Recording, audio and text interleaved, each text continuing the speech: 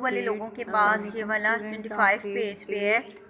तो पहले हमने रिवर जो है दरिया से बनने वाले नकूश लैंड फॉर्म्स के बारे में पढ़ा। अब हमारे पास एक नया लैंड फॉर्म बनाने वाला एजेंट है जो कि है ग्लेशियर। ग्लेशियर जो है उसके बारे में आज हम पढ़ेंगे। तो स्टार्ट करते हैं। आई होप पहले जितने भी एमसीक्यूज़ वगैरह वो चीज़ें आपको दी गई उसमें से आपने याद किया होगा। तो चलें स्टार्ट करते हैं। Glacier can be defined Glacier can be defined as a huge mass of natural deposited ice। अब नेचुरल डिपॉजिटेड आइस क्या है? कुदरती तौर पर जमा होने वाली बर्फ़, यानी बर्फ़ का एक बहुत बड़ा जो हिस्सा है कुदरती तौर पर जो है वो जमा है या नेचुरली जो है वो मुंजमद है।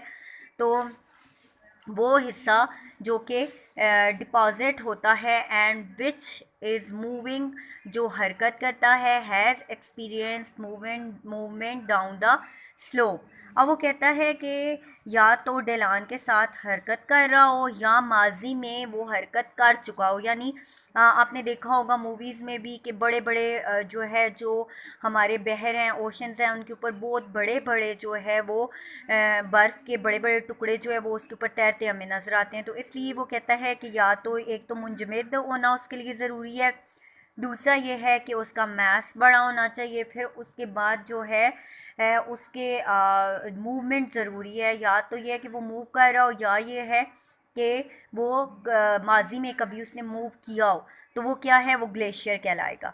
अच्छा, अब यहाँ पे क्या है कि temperature usually remains blow freezing point.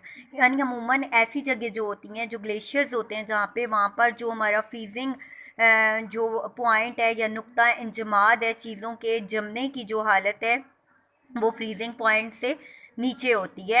And in the high mountains, और जो ऊंचे पहाड़ होते हैं, and in the polar areas, और जो पोलर एरियाज़ हैं हमारे, जो कुतबी इलाके हमारे, जैसे ये हम पहले पढ़ चुके हैं उसमें कि ज़मीन जो है उसके दो पोल होते हैं, नॉर्थ पोल और साउथ पोल है, और वो दोनों जो है बर्फ़ वहाँ पर सदियों से, जब से ज़मीन बनी है तो वो सदियों से बर्फ़ जमी हुई, जिनको हम पोलर कैप्स भी कहते हैं। तो इसलिए फ्रिज जोन भी कहा जाता है उन्हें। तो इसलिए पोलर एरियाज़ जो हैं वहाँ पर जो है जो हाई माउंटेन्स हैं या इन द पोलर रीजन जो फ्रीजिंग पॉइंट है वो जो है अमूमन टेम्परेचर जो है वहाँ पे फ्रीजिंग पॉइंट से नीचे होता है। And here precipitation mostly occurs in the form of snow. अब वो कहता है कि वहाँ पर जो प्रेसिपिएशन होती है या जो नमी होती है हवा में, तो वो ज़्यादातर जो है वो बर्फ़ की सूरत में होती है।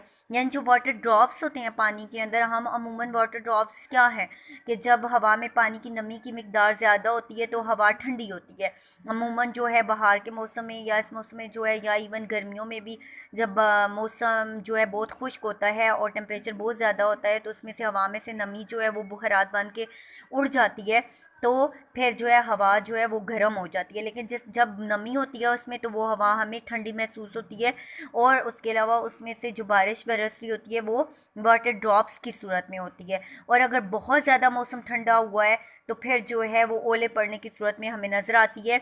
या फिर जो है बहुत ज़्यादा अगर जो है जहाँ जिन इलाकों में ठंड है, जो ऊंचे पहाड़ी इलाके हैं जैसे मरी है, फिर उसके बाद सवात कागान और इस तरह के जो इलाके हैं वहाँ पे बर्फ़ जो पड़ती है, तो वो इसलिए कि वहाँ पे ठंड बहुत ज़्यादा होती है, तो जो हवा में नमी होती है, प्रेसिपिएशन होती है, वो जो पानी के ड्रॉप्स होते हैं वो स्नो में तब्दील हो जाते हैं, तो इसलिए स्नोफॉल होने लगती है।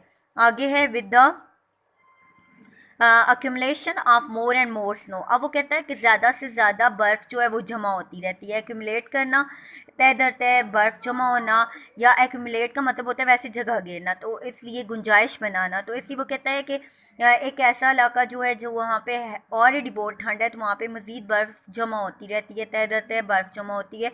एज़ इट इज़ जैसे हमारा फ्रीज़र होता है, तो उसके अंदर जो है क्योंकि ठंड होती है तो उसमें बर्फ़ ही जमा हो रही होती है, उसमें उस वक्त तक लिक्विड नहीं होता, पानी जो है वो नहीं बनता जब तक जो है वो लाइट ना जाए। तो इसलिए जो है वो कहता है कि एक जगह है ही ठंडी, तो वहाँ पे पानी लिक्विड हालत में फिर नहीं होगा, वहाँ पे बर्फ़ ही होगी, वहाँ बारिश नहीं होगी। The lower layers are compacted due to the pressure. अब वो कहता है कि जो नीचे वाली तहें होती हैं वो सख्त हो जाती हैं, और ऊपर की जो तह है उसके साथ प्रेशर की वजह से, जो कम प्रेशर है या दबाव है, एंड कन्वर्टेड इनटू आइस, वो बर्फ़ में तब्दील हो जाता है। ऊपर की तह के दबाव की वजह से नीचे वाली जो तह होती है वो सख्त होकर तोदे की शक्ल अख्तियार कर लेती है। The mass of ice becomes heavier. अब वो कहता है कि जिसकी वजह से बर्फ़ का जो मास है यानी उसका जो वज़न है वो ज़्यादा हो जाता है, भारी हो जाता है। एंड स्टार्ट मूविंग डाउन, और वो जो है वो हरकत करना शुरू कर देती है, यानी नीचे से जो है वो हरकत स्टार्ट करना शुरू कर देती है slope due to the gravity, कशिश शकल की वजह से या ग्रेविटेशनल फोर्स की वजह से। This mass of moving ice is known as glacier. इस मास ऑफ आइस को हम ग्लेशियर कहते हैं। अब यहाँ पे वो कहता है कि एज़ इट इज़ कि जिस तरह से हम अपने फ्रिज में जो है वो बर्फ़ देखते हैं, या फिर हम वैसे भी किसी जो है ठंडे इलाके में जाते हैं, हम मर ही जाते हैं अगर बहुत जल्दी उस वक्त हम ऐसे मौसम में जाते हैं कि जब बर्फ़ पड़ रही होती है तो बिल्कुल रुई की तरह नरम होती है, फिर कुछ दिन जब गुजरते हैं तो वो सख्त होने लग जाती है। तो इसी तरह से वो एग्जाम्पल दे रहा है कि बर्फ़ जो जो टाइम गुजरता है वो नीचे वाला हिस्सा उसका सख्त होता जाता है और ऊपर जो नई बर्फ़ पड़ती रहती है वो नरम होती है। तो इसलिए उसके नीचे वाला हिस्सा जो है उसके मास की वजह से, उसके वेट की वजह से, फिर जो है भारी होने की वजह से वो टूटती भी है, और पानी के ऊपर है या जो है जब उसके टूट फूट का अमल शुरू होता है तो वो स्लोप्स के ऊपर, ढलान के ऊपर हरकत करना शुरू कर देते हैं। उनको हम ग्लेशियर्स का नाम देते हैं। फिर आगे है टाइप्स ऑफ ग्लेशियर। इसकी इकसाम क्या है, ये जो है आपके एक्सरसाइज में नहीं आ रहा, लेकिन it is very important for SLO base questions. आप SLO बेस क्वेश्चंस के तौर पर इसको जो है वो इस्तेमाल कर सकते हैं। इसको अपने पास जो है आप लिख लें, इम्पॉर्टेंट। तो SLO बेस क्वेश्चंस जो हैं उसके तौर पे हम इसकी एग्ज़ाम को जो है वो जो है मेमोराइज़ कर सकते हैं। अच्छा, फिर आगे है टाइप्स ऑफ ग्लेशियर्स क्या हैं। Different types of glaciers are formed in different areas. अब वो कहता है कि मुख्तलिफ़ तरह के ग्लेशियर्स जो है वो मुख्तलिफ़ इलाकों में हम देखते हैं। The shape of glacier is, अब वो कहते हैं जो एक ग्लेशियर है उसकी जो शक्ल होती है इज़ मॉडिफाइड, वो तब्दील होती रहती है by the structure of the surface, जिस सतह पर वो मौजूद होता है उस सतह की जो है स्ट्रक्चर, शक्ल की वजह, साख्त की वजह से, on which it is form, जहाँ पे वो बनता है। अब वो कहते हैं ग्लेशियर की शक्ल का दारोमदार उसकी सतह पर होता है जहाँ से ये बनता है, यानी अगर पानी पे बांध रहा है, ज़मीन पे बांध रहा है, कहाँ पे बांध रहा है। फिर आगे नेक्स्ट है ग्लेशियर्स आर डिवाइडेड। ग्लेशियर्स को डिवाइड किया जाता है इनटू 3 मेजर टाइप्स। ग्लेशियर्स को 3 मेजर टाइप्स हैं जिनमें उनको डिवाइड किया जाता है on the basis of size and shape, उनके साइज़ और उनकी शेप के हिसाब से, यानी उनकी शक्ल और उनकी जिसामत के हिसाब से। फर्स्ट वन है कॉन्टिनेंटल ग्लेशियर। कॉन्टिनेंटल ग्लेशियर जो है इसको गौर से आपने सुनना है वैसे भी कि ये आपके थर्ड शॉर्ट क्वेश्चन में आ रहा है। आप देख रहे होंगे यहाँ पे मैंने जो निशान लगाया हुआ है ये आपके थर्ड शॉर्ट क्वेश्चन का है कि जो कॉन्टिनेंटल ग्लेशियर को एक्सप्लेन कर रहा है, या आप साथ ही इसको जो है वो लगा लें। फिर आगे है this kind of glacier cover extensive. Continental glacier क्या होगा, बरियाज़मी ग्लेशियर, यानी जो ज़मीन पे बन रहा होगा। And this kind of glacier covers extensive, इस तरह का जो ग्लेशियर होता है ये बहुत वसी इलाके को कवर करता है। Such as the whole continent, जिस पे एक बहुत बड़ा बरियाज़म भी मुश्तमिल हो सकता है, और a large part of it, या इसका बहुत बड़ा हिस्सा, यानी ये भी हो सकता है कि एक पूरा बरियाज़म, एक पूरा कॉन्टिनेंट, एक बहुत बड़ा ज़मीन का खुश्की का जो हिस्सा है वो भी इसके अंदर मौजूद हो सकता है, और उसका कुछ हिस्सा भी हो सकता है। तो इसलिए ये एक बहुत वसी इलाका होता है।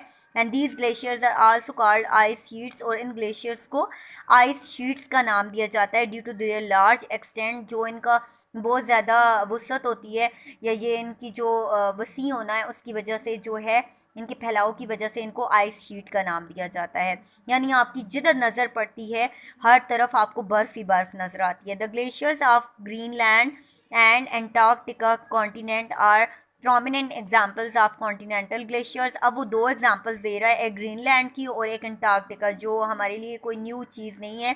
तो इसलिए एंटार्क्टिका का जो पूरा एक कॉन्टिनेंट है हमारा, वो जो है इसकी एक मेन एग्जाम्पल है कि जो है वो जो है एक कॉन्टिनेंटल ग्लेशियर है। फिर आगे है द वर्ल्ड लार्जेस्ट। अब वो कहते हैं the world largest continental glacier are ice sheet is that of Antarctica. ये आप अपने पास अंडरलाइन कर सकते हैं as a short question, as a MCQs, ठीक है। कि जो एंटार्क्टिका है वो दुनिया में सबसे बड़ा जो है वो कॉन्टिनेंटल ग्लेशियर है या आइस शीट कहलाती है। फिर आगे है alpine or valley glaciers. Alpine या वैली ग्लेशियर्स क्या होते हैं, या वादियों में पाए जाने वाले जो ग्लेशियर्स हैं, वादी या पहाड़ी ग्लेशियर। अल्पाइन पहाड़ी के लिए लफ्ज़ यूज़ किया जाएगा, और वैली ग्लेशियर्स यानी वादी या पहाड़ी में पाए जाने वाले जो ग्लेशियर्स हैं उनकी बात हो रही है। ये सामने अगर आप पिक्चर देखें तो आपको ये पहाड़ों के दरमियान में जो वादियाँ हैं, जो इलाके हैं, ये उनकी बात कर रहे हैं। इनमें जो मौजूद है ये बर्फ़ का जमा हुआ हिस्सा, इसको अल्पाइन या वैली ग्लेशियर कहते हैं। The glacier found in the valleys of mountains are called alpine or valley glaciers. अब वो कहता है कि वो ग्लेशियर्स जो कि पाए जाते हैं वादियों में या पहाड़ों के ऊपर, उनको हम अल्पाइन ग्लेशियर्स का नाम देते हैं। इन चीज़ों को जिनको मैं अंडरलाइन कर रही हूँ, या आप अपने पास पेंसिल से या हाईलाइटर से हाईलाइट करें। Usually these glaciers cover the entire valley. अब वो कहता है कि अमूमन ऐसा होता है कि पूरी की पूरी वादी जो है वो इन ग्लेशियर्स में ढकी हुई होती है, और इन्होंने पूरे का पूरा एक वादी को कवर किया हुआ होता है।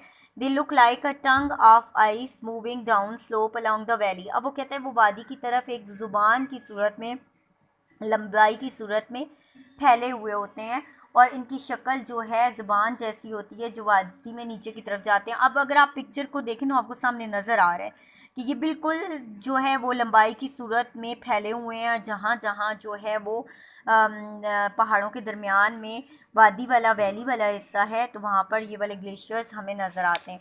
अच्छा, फिर आगे नेक्स्ट है हमारे पास थर्ड है कि थर्ड ग्लेशियर हमारा जो है वो कौन सा है। थर्ड टाइप इसकी क्या है, आगे है पेडमोंट ग्लेशियर्स। अब ये ग्लेशियर्स जो हैं ये दामनेको के ग्लेशियर्स कहलाते हैं।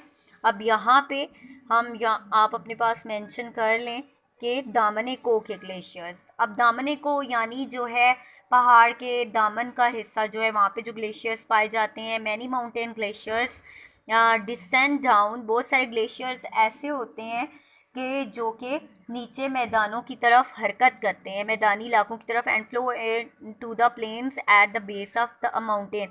यानी जो पहाड़ होता है उसकी बेस को छोड़ देते हैं, और उसकी जहाँ पर बर्फ़ पड़ रही होती है उस अपनी बेस को, बुनियाद को छोड़कर नीचे की तरफ जो मैदानी इलाके होते हैं उनकी तरफ बहना शुरू कर देते हैं। When several such glaciers converge, they form a huge mass of ice known as Piedmont glaciers। अब वो कहता है जब इस तरह के ऐसे ग्लेशियर जो पहाड़ों के दामन में बनते हैं, कन्वर्ज होते हैं, बनते हैं, उनको जो है हम पैडमोंट ग्लेशियर्स कहते हैं, या दामनिको की ग्लेशियर्स कहते हैं। अब यहाँ पे देखें, ये आपको ढेर की सूरत ये जो नज़र आ रही है, अक्सर आपने देखा होगा कि वीडियोस में देखा होगा, मूवीज़ में देखा होगा, फिर उसके अलावा कार्टून्स में, कि जो बहुत बड़ा बर्फ़ के ऊपर अक्सर स्केटिंग करते हुए कि जो है, या वैसे भी जो तूफ़ान आता है तो उस वक्त एकदम से जैसे रेत नीचे की तरफ बहती है, वैसे ही पहाड़ों के ऊपर से एक बहुत बड़ा हिस्सा बर्फ़ का टूट कर रेत की तरह नीचे की तरफ बहने लगता है। और इस ढेर नुमा ये जो इसका ये बहने का जो तरीका है, इसको हम जो है वो दामनिको के ग्लेशियर्स कहते हैं। अच्छा, फिर आगे नेक्स्ट है हमारे पास in the northern areas of Pakistan there are several glaciers. अब वो कहता है कि पाकिस्तान के जो नॉर्दर्न एरियाज़ हैं, शुमाली इलाके, वहाँ पर कई ग्लेशियर्स पाए जाते हैं, लाइक सियाचिन, बातोरा है, बाल तोरो है, फिर हैस्पियर ग्लेशियर है। तो ये ग्लेशियर्स जो हैं ये पाकिस्तान के सबसे ज़्यादा इम्पॉर्टेंट ग्लेशियर्स हैं और फेमस हैं। तो उसमें जो सियाचिन ग्लेशियर है उससे तो हम जो है बहुत अच्छी तरह से अवेयर हैं। फिर आगे वो कहता है कि these glaciers are the source of water. अब वो कहता है कि ये वो ग्लेशियर्स हैं जो कि पानी का ज़रिया हैं, water for a number of rivers of our country. जो हमारे मुल्क में बहने वाले बहुत से दरिया हैं, उनका जो पानी है उसकी ज़रूरत को ये ग्लेशियर्स पूरा करते हैं। और गर्मियों के मौसम में जो पानी कम हो जाता है दरियाओं में, तो उसकी कमी को ये ग्लेशियर्स जो है वो पूरा कर रहे होते हैं। In Pakistan the best example of alpine and valley glacier is, यानी जो पहाड़ी या दामनिको के जो पहाड़ी ग्लेशियर्स हैं उसमें, या वादी के जो ग्लेशियर्स हैं उनकी जो बेस्ट एग्जांपल है वो सियाचिन ग्लेशियर है। और इसको आप अपने पास हाईलाइट करें। Located in the Karakoram range, जो कि कहाँ पर है, कराकोरम रेंज में। यानी यहाँ पे आपके 3 MCQs बन सकते हैं, विच इज़ 72 किलोमीटर लॉन्ग, जो कि तकरीबन 72 किलोमीटर लंबा है। तो इसलिए जो है यहाँ पे इसको जब आप हाईलाइट कर रहे हैं तो ये आपके एमसीक्यूज़ के लिए भी जो है वो फ्रूटफुल है। अच्छा, फिर आगे नेक्स्ट हमारे पास है land forms made by glaciers. Land forms made by glaciers यानी कौन से लैंड फॉर्म्स हैं जो कि ग्लेशियर से बनते हैं, ये हम अपने नेक्स्ट लेक्चर में करेंगे। लेकिन अभी हम ऐसा करते हैं कि हमने अभी इंग्लिश वाले जो बच्चे थे उनको हमने शॉर्ट क्वेश्चन नंबर 3 जो है उसका निशान लगवाया था, तो इसलिए अभी देखें कि उर्दू वाले जो बच्चे हैं उनके लिए भी है, पेज नंबर है 26 और उसके ऊपर आपका यूनिट 2 में से शॉर्ट क्वेश्चन नंबर 3 है जो कि आपका बरआज़मी ग्लेशियर किसे कहते हैं, ये यहाँ तक आपका जो है आप लोगों ने डिफ़ाइन करना है। Thank you so much students.